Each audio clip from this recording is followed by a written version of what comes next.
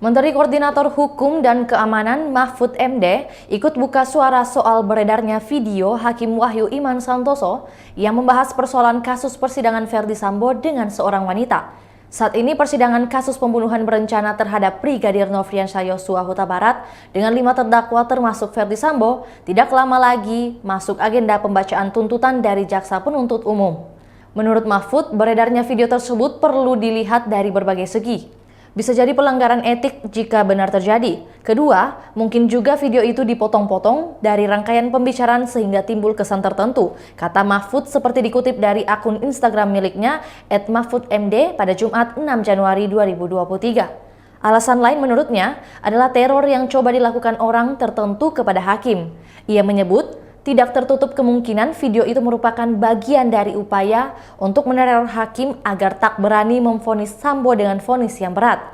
Logikanya agar hakim ragu memvonis Sambo karena khawatir vonisnya dinilai sebagai hasil konspirasi karena sama dengan video yang telah viral sebelumnya. Ia menceritakan modus teror terhadap hakim sudah merupakan hal sering terjadi.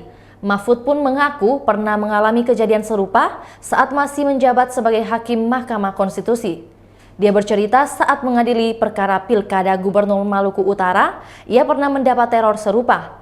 Saat itu Mahfud bahkan disebut-sebut telah dipanggil oleh Presiden agar mengambil keputusan untuk memenangkan penggugat. Namun, Mahfud mengaku saat itu tetap mengambil keputusan sesuai penilaian di persidangan dan tak berpengaruh terhadap teror.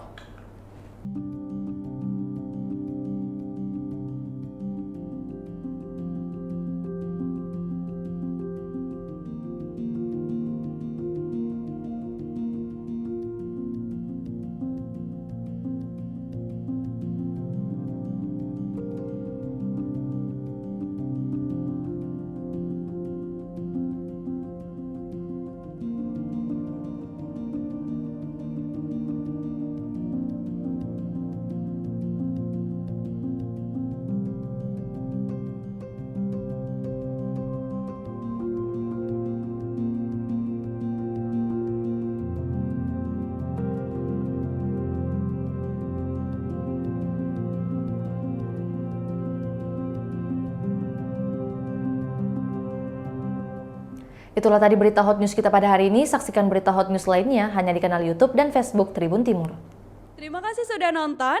Jangan lupa like, subscribe, dan share ya.